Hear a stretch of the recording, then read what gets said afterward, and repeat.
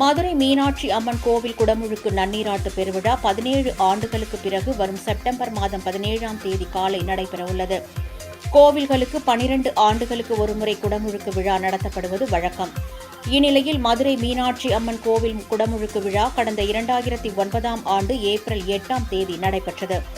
12 ஆண்டுகளுக்கு ஒருமுறை என்ற அடிப்படையில் கடந்த 2018ஆம் ஆண்டு குடமுழுக்கு விழா நடத்தப்பட்டு இருக்க வேண்டும். ஆனால் கடந்த 2018ஆம் ஆண்டு பிப்ரவரி 2ஆம் தேதி கோவிலில் உள்ள வீர வசந்த ராயர் மண்டபத்தில் ஏற்பட்ட தீ விபத்து காரணமாக குடமுழுக்கு விழா நடத்துவதில் தாமதம் ஏற்பட்டது.